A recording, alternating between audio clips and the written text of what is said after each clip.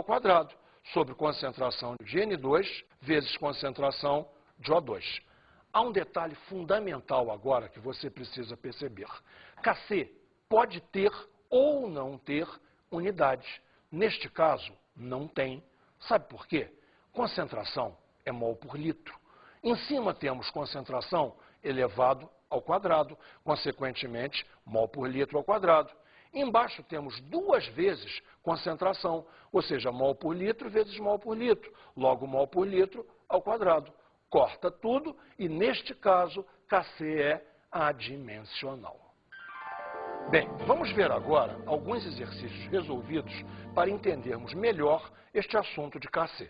O primeiro deles é o seguinte: repare, numa reação reversível, A2 mais B2 reversível com 2AB, no equilíbrio temos concentração de A2 0,23, concentração de B2 0,23, concentração de AB 1,54.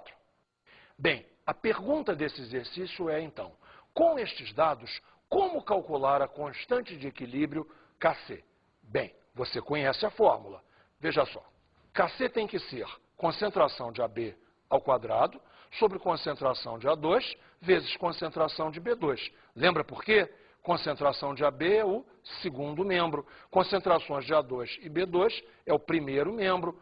Agora, lembra de uma coisa? Nós vimos o seguinte, o Kc pode ser adimensional, e neste caso é adimensional. Repare porque aqui você tem concentração, consequentemente mol por litro, elevado ao quadrado, ou seja, mol ao quadrado por litro ao quadrado. Aqui você tem concentração duas vezes, mol por litro vezes mol por litro, logo mol por litro ao quadrado, mol ao quadrado por litro ao quadrado. Corta, corta e temos um Kc adimensional. Entrando agora com os valores numéricos, repare, 1,54 ao quadrado, que corresponde à concentração de AB ao quadrado. 0,23 vezes 0,23. Aqui temos a concentração de A2 e aqui temos a concentração de B2. Temos então Kc igual a 44,83. E, observe bem, Kc é adimensional. Então não tem nenhuma unidade para ser colocada. Observe mais uma coisa.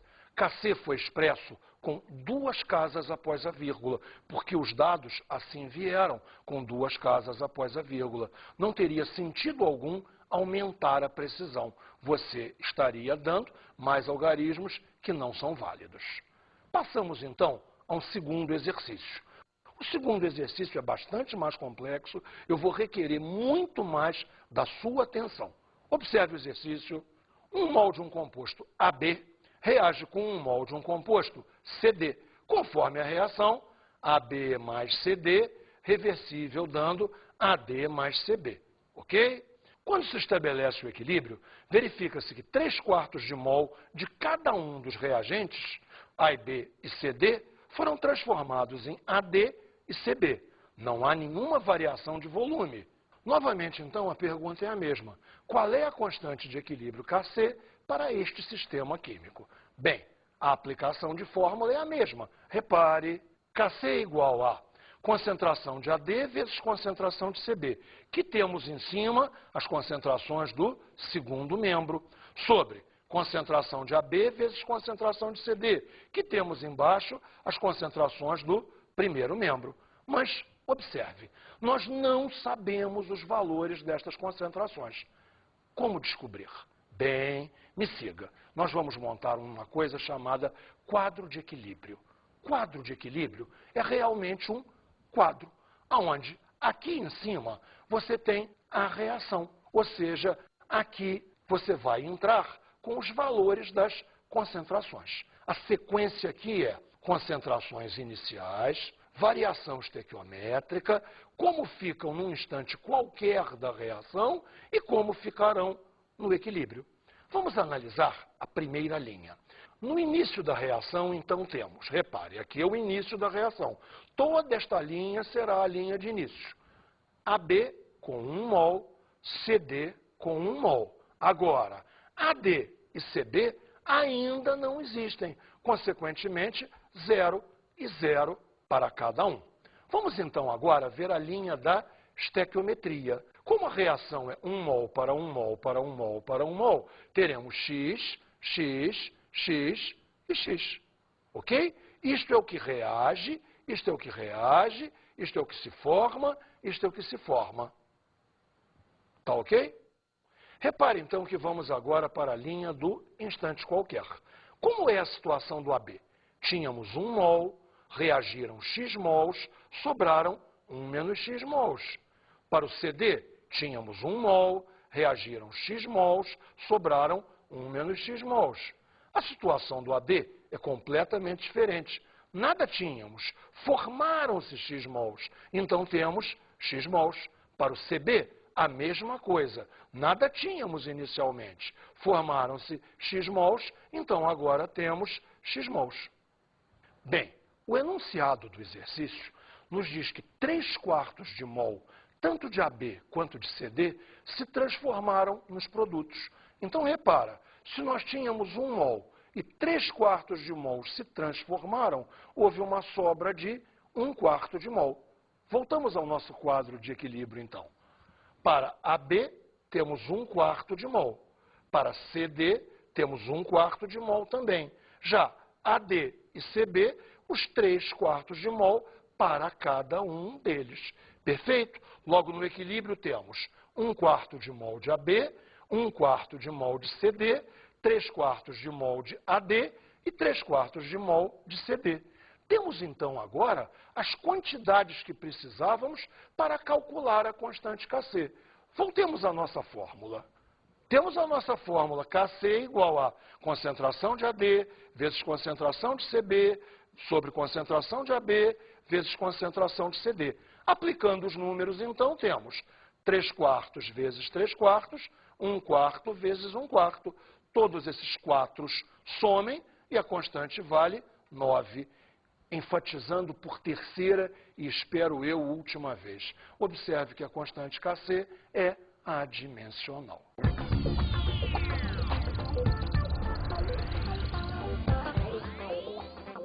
Meu querido aluno, perceba o seguinte. Este assunto de equilíbrio químico, constante de equilíbrio, é muito cobrado em todos os exames vestibulares. E, pela nossa experiência, o pessoal vai muito mal nele. Assim, qualquer investimento que você faça em estudar esse assunto terá dividendos extraordinários para você. 2 coisas, então, eu te peço. Primeiro, que você passe a olhar para o mundo com essa nova ideia do equilíbrio dinâmico, do equilíbrio de sistema reversível. Você sabe agora que nenhuma reação se completa realmente. Não existem as reações completas. O que você tem são sistemas dinâmicos, com reação de ida e com reação de volta. A segunda dica é: resolva, mas resolva mesmo todos os exercícios do material didático. Veja, é fundamental que você faça esses exercícios compreendendo o fenômeno. Não é achar a resposta, não é fazer a conta, não é esse o problema. É que você tenha entendido a situação do problema. Meus votos de boa sorte para você. Estamos juntos sempre.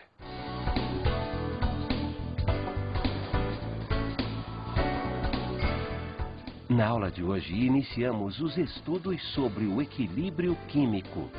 Aprendemos o equilíbrio evaporação-condensação. Você lembra bem, no copo que não tem tampa, a evaporação existe, a condensação não. No copo que tem tampa, a evaporação existe, claro que existe, mas a condensação também. Por isso é que o nível da água não se altera. Também vimos observações sobre Kc. As 2 observações mais importantes são que o Kc é uma constante para cada temperatura.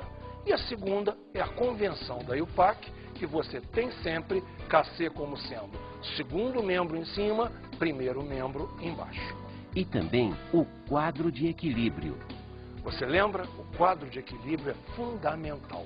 Você tem aqui a reação química, a linha do início, onde você coloca toda a situação inicial, a linha da estequiometria, que é dada pela reação, a linha do instante qualquer da reação, isso vale sempre, e finalmente os dados do problema quanto ao equilíbrio.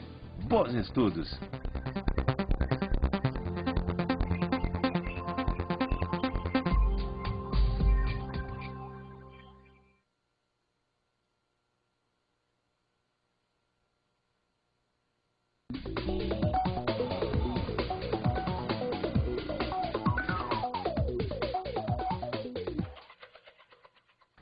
Meu colega professor, todos nós já vivenciamos o quanto é difícil passar para o aluno as técnicas de equilíbrio químico, o quanto é difícil a gente fazer que o aluno incorpore o equilíbrio dinâmico.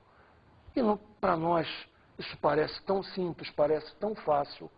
Qual é a diferença, afinal de contas, entre nós e o nosso aluno? Será que é o tempo de estrada que nós temos? Eu tenho uma certeza. Não, não é o tempo de estrada, a não ser que esse tempo seja muito bem empregado. Em alguma hora, em nosso passado, no meu, no teu, foi um professor que te fez dar o estalo e compreender realmente a dinâmica do equilíbrio. Nós temos que fazer que nosso aluno também dê esse estalo que nós demos um dia. Toda a ênfase deve ser dada ao processo, à situação, e não às contas, não à matemática. Precisamos que o aluno compreenda o fenômeno. Na verdade, o que nós precisamos é retribuir em nossos alunos o que um professor um dia, e não necessariamente em nosso ensino médio, fez por nós. Boa sorte, bom trabalho.